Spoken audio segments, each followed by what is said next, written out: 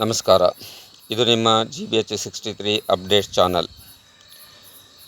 ಕನ್ನಡ ಸಾಹಿತ್ಯ ಪರಿಷತ್ ಅಧ್ಯಕ್ಷರಾದ ಬಿ ವಾಮದೇವಪ್ಪ ಹಾಗೂ ಅನೇಕ ಗಣ್ಯರು ಪ್ರಶಸ್ತಿ ಪಡೆದ ಸಮಾರಂಭದಲ್ಲಿ ಕವಿ ಲೇಖಕ ಲಲಿತ್ ಕುಮಾರ್ ಜೈನ್ರಿಗೆ ಕರ್ನಾಟಕ ಮುಕಟಮಣಿ ರಾಜ್ಯ ಪ್ರಶಸ್ತಿ ಗೌರವ ದೊರೆತಿದೆ. ಅವರಿಗೆಲ್ಲ ನಮ್ಮ ಹೃದಯಪೂರ್ವಕ ಅಭಿನಂದನೆಗಳು. 69ನೇ ಕನ್ನಡ ರಾಜ್ಯೋತ್ಸವ ಪ್ರಯುಕ್ತ ವಿವಿಧ ಕ್ಷೇತ್ರಗಳ ಸಾಧಕರಿಗೆ ಕೊಡಮಾಡುವ ಪ್ರಶಸ್ತಿ ಮತ್ತು ಹೊಂಗನಸು ಕವನ ಸಂಕಲನ ಬಿಡುಗಡೆ ಸಮಾರಂಭದಲ್ಲಿ ಕಲಾಕುಂಚ ಸಾಂಸ್ಕೃತಿಕ ಸಂಸ್ಥೆ ದಾವಣಗೆರೆ ವತಿಯಿಂದ ದಿನಾಂಕ 1/12/24 ಚನ್ನಗಿರಿ ವಿರೂಪಾಕ್ಷಪ್ಪ ಕಲ್ಯಾಣ ಮಂಟಪ ದಾವಣಗೆರೆಯಲ್ಲಿ ನಡೆದ ಕಾರ್ಯಕ್ರಮದಲ್ಲಿ ಅಧ್ಯಕ್ಷತೆಯನ್ನು ಕನ್ನಡ ಸಾಹಿತ್ಯ ಪರಿಷತ್ ಅಧ್ಯಕ್ಷರಾದ ವಿ ವಾಮದೇವಪ್ಪನವರು ವಹಿಸಿ ಉದ್ಘಾಟನೆ ಅಣ್ಣಪ್ಪ ಮೇಟಿಗೌಡರು ಮಾಡಿದರು. ಹೊಂಗನಸು ಕವನ ಸಂಕಲನ ಗಿರಿಜಾ ಮಾಲಿ ಪಾಟೀಲರಿಂದ ಮುಖ್ಯ ಅತಿಥಿಗಳಾಗಿ ಶ್ರೀದೇವಿ, ಸೂರ್ಯಕಾಂತ, ಸುವರ್ಣಖಂಡಿ, ಸುಬ್ಬಣ್ಣ, ಕನಕನಹಳ್ಳಿ, ವೆಂಕಟೇಶ್, ಎಸ್ ಸಂಪ ಹಿರೇಮಠ, ಮಲ್ಲಿಕಾರ್ಜುನ, ಎಸ್ ಮಂಜುನಾಥ್, ಹೇಮಾ ಶಾಂತಪ್ಪ ಪೂಜಾರಿ, ಸಾಲಿಗ್ರಾಮ ಗಣೇಶ್ ಶೆಣೈ ಸಂಸ್ಥಾಪಕರು ಭಾಗವಹಿಸಿದ್ದರು. ಶಿವಮೊಗ್ಗ, ಚಿತ್ರದುರ್ಗ, ಹಾವೇರಿ, ಯಾದಗಿರಿಯನ್ನೊಳಗೊಂಡ ಬೆಂಗಳೂರು ರಾಜ್ಯದ ಮೂಲೆ ಮೂಲೆಯಿಂದಲೂ ಪ್ರಶಸ್ತಿ ವಿಜೇತರು ಬಂದಿದ್ದರು. ಸರ್ಕಾರ ಮಾಡಬೇಕಾದ ಈ ಕೆಲಸವನ್ನು ಈ ಕಲಾಕುಂಚ ಸಂಸ್ಥೆ ಮಾಡುತ್ತಿದೆ. ಇಂತಹ ಸಾಧಕರನ್ನು ಗುರುತಿಸುವ ಕೆಲಸ ಮಾಡುತ್ತಿರುವ ಇಂತಹ ಸಾಧಕ ಗಣೇಶ್ ಶೆಣೈರಂಥವರನ್ನು ಗುರುತಿಸಿ 70ನೇ ವರ್ಷದ ರಾಜ್ಯೋತ್ಸವ ಪ್ರಶಸ್ತಿ ಕೊಡಲು ಈ ಮೂಲಕ ಸರ್ಕಾರಕ್ಕೆ ನಮ್ಮ ಒತ್ತಾಯವಾಗಿದೆ. ನಿರೂಪಣೆ ಸಿದ್ದಪ್ಪ, ದಾವಣಗೆರೆ. ನಮಸ್ಕಾರ. ಇದು ನಿಮ್ಮ GBH63 ಅಪ್ಡೇಟ್ಸ್ ಚಾನಲ್. ಇದನ್ನು ಸಬ್ಸ್ಕ್ರೈಬ್ ಮಾಡಿ ಮತ್ತು ಶೇರ್ ಮಾಡಿ. ಧನ್ಯವಾದಗಳು. ಇದರಾಗ ಏನೋ ಒಂದು ಚೇಂಜ್ ಐತೆ ಕೂಡ ಗಣೇಶ್ ಶೆಣೈ ಅವರಿಗೂ ನನಗೂ ಸುಮಾರು 40-50 ವರ್ಷಗಳ ಪರಿಚಯ. ಅವರು ನಾವು ಒಡನಾಡಿಗಳಾಗಿ ಸಾಹಿತ್ಯ ಪರಿಷತ್ತಿನ 4 ಸಾರಿ ತಾಲೂಕು ಘಟಕದ ಕಾರ್ಯದರ್ಶಿಗಳಾಗಿ ಅವರು ಕನ್ನಡ ಸಾಹಿತ್ಯ ಪರಿಷತ್ತನ್ನು ನನ್ನೊಡನೆ ಕಟ್ಟುವಲ್ಲಿ ಕಾರಣೀಭೂತರಾದಂಥವರು. ಅಂಥವರು ಏನಾದರೂ ಒಂದು ವಿನೂತನ ಕಾರ್ಯಕ್ರಮಗಳನ್ನು ಮಾಡುವಂಥ ಒಂದು ಚಿಂತನಾಶೀಲರು, ಯಾವಾಗಲೂ ಚಿಂತನಾಶೀಲರು. ಅವರು ಅನೇಕ ಆರೋಗ್ಯ ಕುಸಿದಂಥ ಸಂದರ್ಭದಲ್ಲಿ ಕೂಡ ನಮ್ಮ 36,000 ಜನಕ್ಕೆ SSLCಯಲ್ಲಿ ವಾರ್ಷಿಕ ಪರೀಕ್ಷೆಯಲ್ಲಿ 125ಕ್ಕೆ 125 ಅಂಕಗಳನ್ನು ಗಳಿಸಿದಂಥ ವಿದ್ಯಾರ್ಥಿಗಳನ್ನು ಜಿಲ್ಲಾ ಮಟ್ಟದಲ್ಲಿ, ರಾಜ್ಯ ಮಟ್ಟದಲ್ಲಿ ಸನ್ಮಾನಿಸ್ತಾ ಬಂದಿರುವಂಥದ್ದು. ಇದು ರಾಜ್ಯ ಸರ್ಕಾರ ಮತ್ತು ಯಾವುದೇ ಸಂಘ ಸಂಸ್ಥೆಗಳು ಅಥವಾ ಸಾಹಿತ್ಯ ಪರಿಷತ್ತು ಮಾಡದೇ ಇರುವಂಥ ಕೆಲಸವನ್ನು ಸನ್ಮಾನ್ಯ ಸಾಲಿಗ್ರಾಮ ಗಣೇಶ್ ಶೆಣೈ ಮಾಡಿದ್ದಾರೆ ಅಂತ ಹೇಳಿ ಅತ್ಯಂತ ಅಭಿಮಾನಪೂರ್ವಕವಾಗಿ ಅಭಿನಂದನೆ ಮಾಡುವ ಜೋರಾಗಿ ಚಪ್ಪಾಳೆ ಕೆಲಸವನ್ನು ಗೌರವಿಸಬೇಕು ಅಂತ ಹೇಳ್ತಾ, ನಾವು ನೀವೆಲ್ಲರೂ ಕನ್ನಡ ನಾಡಿನ ಸತ್ಪ್ರಜೆಗಳು.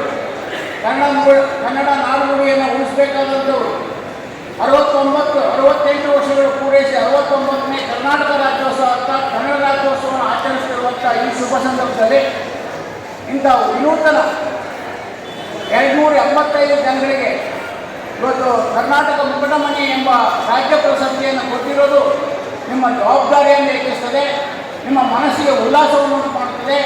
ನಿಮ್ಮ ಬಂಧುಗಳಿಗೆ, ಬಂಧು ಬಳಗದವರಿಗೆ ನಮ್ಮ ಮನೆಯಲ್ಲಿ ಒಬ್ಬ ರಾಜ್ಯ ಪ್ರಶಸ್ತಿ ಪಡೆದಂಥ ಪುರಸ್ಕೃತರ ಅದರ ಎನ್ನುವಂಥ ಸ್ವಾಭಿಮಾನವನ್ನು ಹೆಚ್ಚಿಸ್ತದೆ ಅನ್ನುವಂಥ ಅಭಿಮಾನದಿಂದ ಈ ಮಾತನ್ನು ನಿಮಗೆ ಹೇಳ್ತಾ, ಈ ಪ್ರಶಸ್ತಿ ಬಂದ ಮೇಲೆ ನಿಮ್ಮ ನಡೆ ನುಡಿ ಯಾರಾದರೂ ತಪ್ಪಿದ್ರೆ ಅಥವಾ ತಿಳ್ಕೊಳ್ದೇ ಇದ್ದರೆ ಕನ್ನಡ ನಾಡುನುಡಿಗಾಗಿ ನೀವು ಪ್ರತಿಯೊಬ್ಬರು ಕನ್ನಡ ಭಾಷೆ ನಮ್ಮದು, ಕನ್ನಡ ನಾಡು ನಮ್ಮದು, ಕನ್ನಡ ಒಂದು ಶ್ರೇಯಸ್ಸು ವೈಭವದ ಸಂಕೇತವನ್ನು ಸಾರುವಂಥ ಕೆಲಸವನ್ನು ನಾವು ಮಾಡೋಣ ಅನ್ನುವಂಥ ಶಪಥವನ್ನು ಏನು ಕರ್ನಾಟಕ ಮುಕಟಮಣಿ ಕರ್ನಾಟಕಕ್ಕೆ ಇಟ್ಟಂಥ ಒಂದು ಕಿರೀಟದ ಪ್ರಧಾನ ಉಪವಾದಿಯಲ್ಲಿ ಇವತ್ತು ಪ್ರಶಸ್ತಿಯನ್ನು ಪಡಿತಾ ಇದ್ದೀರಿ.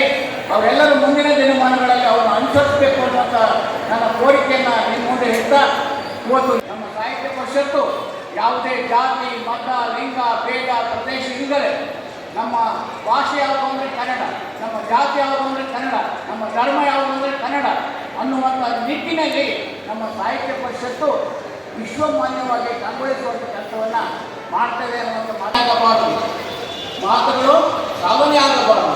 ಸಾಧನೆಗಳೇ ಏನಾಗಬೇಕು, ಮಾತಾಡಬೇಕು.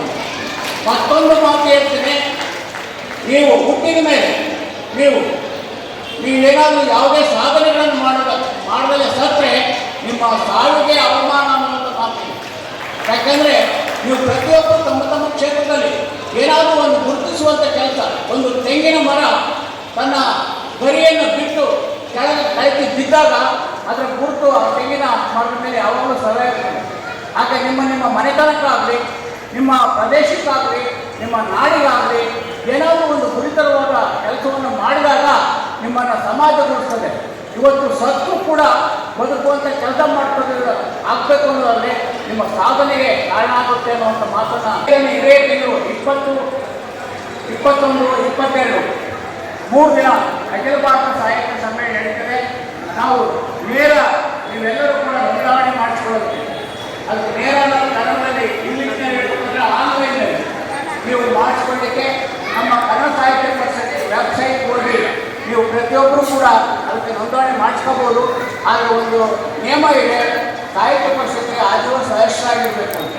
ಆ ಆಜೀವ ಸದಸ್ಯರಾಗಿದ್ದರೆ ಮಾತ್ರ ಅದು ತಗೊಳ್ತದೆ. ಇಲ್ಲಂದರೆ ಆ ತಕ್ಷಣ 15 ನಿಮಿಷದಲ್ಲೇ ನೀವು ಆನ್ಲೈನಲ್ಲೇ ನಿಮ್ಮ ಸಾಹಿತ್ಯ ಪರಿಷತ್ತಿಗೆ ನೋಂದಣಿ ಮಾಡಿಸ್ಕೊಂಡು ಮಾಡ್ತಾರೆ. ನಾನು ಈ ವರ್ಷನೇ ಅವ್ರಿಗೆ ನೆನಪು ಮಾಡಿದೆ, ನೀವು ರಾಜ್ಯೋತ್ಸವ ಪ್ರಶಸ್ತಿಗೆ ನೀವು ದಾಖಲಿಸಬೇಕಾಯಿತು ತಮ್ಮ ಹೆಸರನ್ನು ಅಂತ.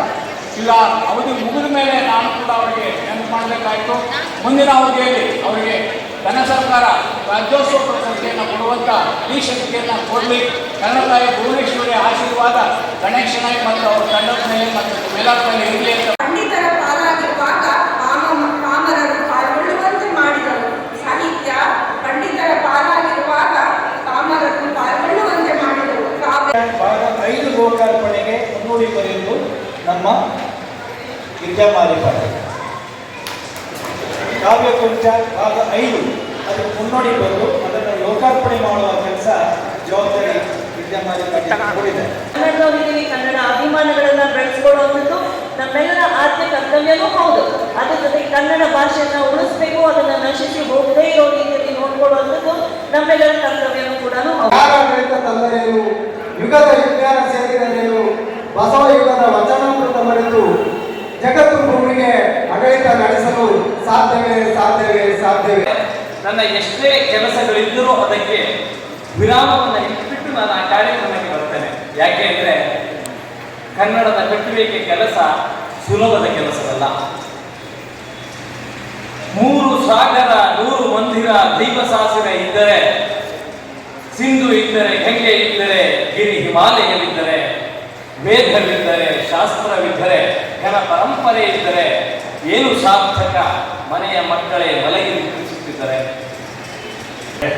ಮುಂದೆ ಧರ್ಮಯುದ್ಧ, ಧರ್ಮ ಸಿಂಧು, ಧರ್ಮ ರಕ್ಷಕ, ಧರ್ಮ ಜ್ಯೋತಿ ಅನ್ನುವಂಥ 4 ನಾಟಕಗಳನ್ನು ರಚನೆ ಮಾಡಿ ಪ್ರದರ್ಶನ ಕೂಡ ಮಾಡಿದ್ದೇನೆ. ಈಗ ಹೊಂಗನಸು ಅನ್ನುವಂಥ ಇದಕ್ಕೂ ಮುಂಚೆ 2 ತಿಂಗಳ ಹಿಂದೆ ನನ್ನ ಇನ್ನೊಂದು ಪ್ರಥಮ ಕವನ ಸಂಕಲನವಾದಂಥ ಮೋಹನರಾಗ ನಮ್ಮ ಎಡ್ರಾಮಿಯಲ್ಲಿ ಲೋಕಾರ್ಪಣೆಯಾಗಿ ಹೊಂಗನಸು ಕವನ ಸಂಕಲನವನ್ನು